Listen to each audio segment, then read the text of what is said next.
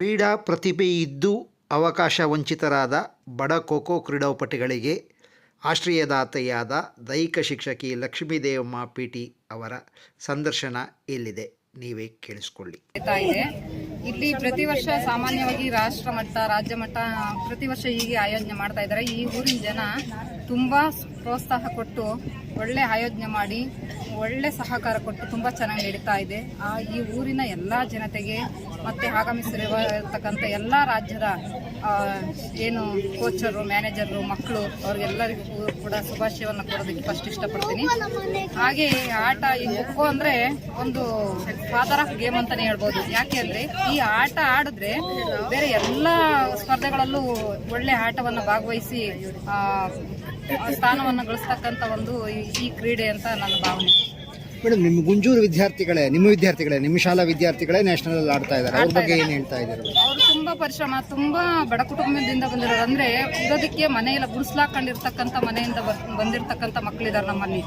ಆ ಮಕ್ಕಳಿಗೆ ಕಳಿಸ್ತಾ ಇರ್ತಕ್ಕಂಥ ಸಮಯದಲ್ಲಿ ನಮ್ಮನೆಯಲ್ಲೇ ತಿಂಗಳುಗಟ್ಟಲೆ, ವರ್ಷಗಟ್ಟಲೆ ಇಟ್ಕೊಂಡು ಆ ಮಕ್ಕಳನ್ನ ಮ್ಯಾನೇಜ್ ಮಾಡಿ ಇವತ್ತು ರಾಷ್ಟ್ರೀಯ ಮಟ್ಟದಲ್ಲಿ ಭಾಗವಹಿಸ್ತಾ ಇದ್ದಾರೆ. ಅದು ನಮ್ಮ ಶಾಲೆಯ ಹೆಮ್ಮೆ ಅಂತ ಹೇಳ್ಕೊಳ್ಳೋದಕ್ಕೆ. ಅಲ್ಲ, ಅವ್ರ ಹೆಸರು ಹೇಳಿ, ಅವರ ಪರಿಚಯ ಮಾಡಬಹುದು. ಮುಬಿನಾ ಮತ್ತೆ ವಿಜಯಲಕ್ಷ್ಮಿ ಅಂತ ಹುಡುಗಿಯರ ಟೀಮ್ ನಲ್ಲಿ. ಈ ಮುಬಿನಾ ಪರಿಸ್ಥಿತಿ ಏನು? ಮುಬಿನಾ ಪರಿಸ್ಥಿತಿ, ಅವರು ಉತ್ತರ ಕರ್ನಾಟಕದವರು. ಬಟ್ ಕೂಲಿ, ಅವರ ಮನೆ ಪರಿಸ್ಥಿತಿ ಕೂಲಿ ಕಾರ್ಮಿಕರವರು. ಅಂದ್ರೆ ಈ ಕಟ್ಟಡ ಕಾರ್ಮಿಕರು ಮತ್ತೆ ಮನೆ ಕೆಲಸ ಮಾಡ್ತಕ್ಕಂಥ ಕಾರ್ಮಿಕರು ಒಂದು ಸೆಡ್ ಹಾಕೊಂಡು ಜೀವನ ಮಾಡ್ತಾ ಇದ್ದಾರೆ. ಅವ್ರಿಗೆ ಎಲ್ಲೂ ಕಳಿಸತಕ್ಕಂಥ ಇದಿಲ್ಲ. ಯಾಕೆಂದ್ರೆ ಆ ಮಕ್ಕಳು ಬೆಳಗ್ಗೆ ಮನೆ ಕೆಲಸಗಳನ್ನ ಮಾಡಿ ನಂತರ ಶಾಲೆಗೆ ಬರಬೇಕು, ನಂತರ ಶಾಲೆಯಿಂದ ಹೋಗಿ ಮನೆ ಕೆಲಸಗಳನ್ನ ಮಾಡಬೇಕು. ಆ ಪರಿಸ್ಥಿತಿನಲ್ಲಿ ಅವ್ರು ಕಳ್ಸೋದಕ್ಕೆ ತುಂಬಾ ಏನು ನಮಗೆ ತೊಂದರೆ ಆಗುತ್ತೆ, ನಮಗೆ ದುಡ್ಡು ಬೇಕು ಅನ್ನೋ ಪರಿಸ್ಥಿತಿನಲ್ಲಿ ಇದ್ದಾಗ ಸ್ವಲ್ಪ ಅವ್ರ ಮನವೊಲಿಸಿ ಅವ್ರಿಗೆ ಸ್ವಲ್ಪ ಏನಾದರೂ ಹೆಲ್ಪ್ ಮಾಡಿ ಆ ಮಕ್ಕಳಿಗೆ ಕೋಚ್ ಮಾಡಿ ಪ್ರತಿ ದಿವಸ, ಆಮೇಲೆ ತಿಂಗಳುಗಟ್ಟಲೆ ಮನೆಯಲ್ಲೇ ಇಟ್ಕೊಂಡು ಅವ್ರಿಗೆ ಅಲ್ಲೇ ಊಟ ಬಟ್ಟೆ ಎಲ್ಲ ಮ್ಯಾನೇಜ್ ಮಾಡಿ ಅವ್ರಿಗೆ ಒಳ್ಳೆ ಸ್ಥಾನಕ್ಕೆ ಹೋಗೋದಕ್ಕೆ ಒಂದು ಅವಕಾಶ ಆಗಿದೆ. ಮತ್ತೆ ಇನ್ನೊಂದು ಹುಡುಗಿ ವಿಜಯಲಕ್ಷ್ಮಿ, ಅವ್ರದ್ದು ಸೇಮ್ ಸಿಂಗಲ್ ಪೇರೆಂಟ್. ಅವರು ಒಂದು ತಾಯಿ ಮಾತ್ರ ಇರೋದು, ತಂದೆ ಇಲ್ಲ. ಆ ಮಗದು ಸೇಮ್ ಪ್ರಾಬ್ಲಮ್ಮೇ. ಬಟ್ ನಮ್ಮ ಮಾತಿಗೆ ತುಂಬ ಬೆಲೆ ಕೊಟ್ಟು ನಮ್ಮಲ್ಲಿ ಪ್ರಾಕ್ಟೀಸಿಗೆ ಬಿಟ್ಟು ಒಳ್ಳೆಯ ಹೆಸರನ್ನು ಮಾಡಿದ್ದಾರೆ. ಸೊ ತುಂಬಾ ಬಡತನದಲ್ಲಿ ಬಡತನ. ಸೊ ಹೇಗೆ ಗೌರ್ಮೆಂಟ್ ಶಾಲೆ ಅಂದ್ರೆ ಸರ್ವೇ ಸಾಮಾನ್ಯವಾಗಿ ಎಲ್ಲ ಬಡತನದ ಮಕ್ಕಳೇ. ಅದರಲ್ಲಿ ಇವರು ತುಂಬಾ ಲೋ ಲೆವೆಲ್ ಬಡತನದಲ್ಲಿ ಇರ್ತಕ್ಕಂಥದ್ದು.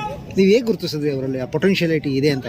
ಗೊತ್ತಿದೆ ಸರ್. ಅವರು ಮಕ್ಕಳು ಕೇಳಿದಾಗ ನಮ್ಮ ಮನೆಯಲ್ಲಿ ಬಿಡೋದಿಲ್ಲ, ಯಾಕೆ ಬಿಡಲ್ಲ ಅಂತ ವಿಚಾರಣೆ ಮಾಡಿದಾಗ ಆ ಮನೆ ಪ್ರಾಬ್ಲಮ್ಸ್ ಎಲ್ಲ ತಾನಾಗಿ ಅಲ್ಲ, ಮಕ್ಕಳಿಗೆ ಈ ಪ್ರತಿಭೆ ಇದೆ ಅಂತ ನಿಮ್ಗೆ ಗೊತ್ತಾಯ್ತು, ಇವ್ರಿಗೆ ಯಾಕೆ ಪ್ರೋತ್ಸಾಹ ಮಾಡಬೇಕು? ಪ್ರತಿಭೆ ಎಲ್ಲಾ ಮಕ್ಕಳಲ್ಲೂ ಇದೆ. ಅದನ್ನ ಗುರುತಿಸೋದು ಹೆಂಗೆ ಅಂದ್ರೆ ಅವ್ರನ್ನ ಪ್ರಾಕ್ಟೀಸ್ ಕೊಡ್ತಾ ಆಟೋಮೆಟಿಕ್ ಆಗಿ ಅವರೇ ಇದಾಗ್ತಾರೆ. ಎಲ್ಲ ಮಕ್ಕಳಲ್ಲೂ ಪ್ರತಿಭೆ ಇದೆ. ಮನೆಯಲ್ಲಿ ಪೇರೆಂಟ್ಸ್ ಬಿಟ್ರು ಅಂದ್ರೆ ಯಾರ್ದು ಖಾಲಿ ತಲೆ ಇಲ್ಲ, ಯಾರ್ದು ಖಾಲಿ ಇದಿಲ್ಲ. ಎಲ್ಲ ಮಕ್ಕಳಲ್ಲೂ ಪ್ರತಿಭೆ ಇದೆ. ಸ್ವಲ್ಪ ಅದು ರನ್ ಮಾಡಿಸಿ ಮೂಮೆಂಟ್ಸು ಆ ಥರ ನೋಡಿ ಅವ್ರನ್ನ ಸೆಲೆಕ್ಟ್ ಮಾಡ್ಕೊತೀವಿ ಅಷ್ಟೇ. ನಿಮ್ಮ ಗಮನಕ್ಕೆ ಹಂಗೆ ಬಿದ್ದರು ನಿಮ್ಮ ಸ್ಟೂಡೆಂಟ್ಸ್? ನಮ್ಮ ಸ್ಟೂಡೆಂಟೇ. ಅವರು ಒಂದನೇ ತರಗತಿಯಿಂದ ಇಲ್ಲಿ 7th ವರೆಗೂ ನಮ್ಮ ಸ್ಟೂಡೆಂಟ್ ಆಗಿರ್ತಾರೆ. ನಂತರ ಹೈಸ್ಕೂಲ್ಗೆ ಹೋಗ್ತಾರೆ. ನೀವು ದೈಹಿಕ ಶಿಕ್ಷಕರು? ನಾವು ದೈಹಿಕ ಶಿಕ್ಷಕರು, ಗೌರ್ಮೆಂಟ್ ಸ್ಕೂಲ್ ಗುಂಜೂರು ಶಾಲೆ. ಮತ್ತೆ ಆ ಮಕ್ಕಳಿಗೆ, ಖೋ-ಖೋ ಆಡೋ ಮಕ್ಕಳಿಗೆ ಪೌಷ್ಟಿಕಾಂಶದ ಇದು ತೀರಾ ಅಗತ್ಯತೆ ಇದೆಯಾ? ಅಗತ್ಯತೆ ಇದೆ ಸರ್, ಬೇಕಲ್ವಾ. ನಮ್ಮಲ್ಲಿದ್ದಾಗ ನಾವು ಕ್ಯಾಂಪ್ ಮಾಡಿದಾಗ ಮತ್ತೆ ನಮ್ಮಲ್ಲಿದ್ದಾಗ ನಾವು ಆ ಪೋಷಕಾಂಶ ಏನು ಬೇಕೋ ಅವ್ರ ಮಕ್ಕಳಿಗೆ ಅದನ್ನು ಒದಗಿಸ್ತೀವಿ. ತದನಂತರ ಅವ್ರ ಮನೆಗೆ ಹೋದಾಗೆಲ್ಲ ನಾವು ಮಾಡೋದಕ್ಕಾಗೋದಿಲ್ಲ ಅಲ್ವಾ. ಈಗ ತೀರಾ ಅಗತ್ಯತೆ ಬೀಳುತ್ತಾ? ಹೇಗೆ ಕಾಸ್ಟ್ಲಿ ಇರುತ್ತಾ ಹೇಗೆ? ಅಂದರೆ ಈ ಖೋ-ಖೋ ಕ್ರೀಡೆಯಲ್ಲಿ ಭಾಗವಹಿಸುವಂಥ ಮಕ್ಕಳಿಗೆ ಪೋಷಕಾಂಶಗಳು, ಅವು ಪ್ರೋಟೀನು ಇವೆಲ್ಲ ಕಾಸ್ಟ್ಲಿ ಆಗುತ್ತೆ. ಹೇಗೆ ಒಂದು ಬಡ ಕುಟುಂಬ ನಿಭಾಯಿಸೋಕ್ಕಾಗುತ್ತಾ? ನಿಭಾಯಿಸಬೇಕು. ಆಗಲ್ಲ, ನಿಭಾಯಿಸಬೇಕು. ನೀವು ಅದರಲ್ಲೂ ಸಹಾಯ ಮಾಡಿದ್ದೀರಾ? ಹೌದು, ಆಹಾರದಲ್ಲಿ? ಹೌದು. ಮನೆಯಲ್ಲಿ ಪೇರೆಂಟ್ಸು ಊರಿಗೆ ಹೋಗ್ಬಿಡ್ತಾರಲ್ವಾ, ಆ ಟೈಮ್ನಲ್ಲೆಲ್ಲ ನಮ್ಮ ಮನೆಯಲ್ಲೇ ಉಳ್ಕೊಂತಾರೆ ಮಕ್ಕಳು. ಅವರಿಗೆ ತುಂಬಾ ಏನು ನಮ್ಮ ಮೇಲೆ ನಂಬಿಕೆ ಪೇರೆಂಟ್ಸ್ಗೆ ಬಿಡ್ತಾರೆ.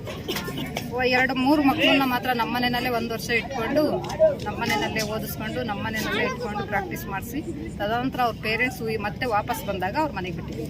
ತಂಡವಾಗಿ ಅವ್ರದ್ದು ವೈಯಕ್ತಿಕವಾಗಿ ಅವ್ರದ್ದೇನು ಪೊಸಿಷನು ಇಲ್ಲೇನೋ ಆ ರೀತಿ ಏನಾರು ಇದೆಯಾ? ಅಂದರೆ ರೈಡರ್ಸ್ ಅಂತ ಇರ್ತಾರೆ, ಕ್ಯಾಚರ್ಸ್ ಅಂತ ಇರ್ತಾರೆ, ಕಬಡ್ಡಿನೆಲ್ಲ ಆಯಿತು ಅಂದರೆ ಖೋ-ಖೋದಲ್ಲಿ ನಮ್ಮಲ್ಲಿ 2 ಮಕ್ಕಳು ಇದು ಟಾರ್ಜಿಂಗು ಇದೆ ಮತ್ತೆ ಚೇಸಿಂಗು ಇದೆ. ಆಲ್ರೌಂಡರ್.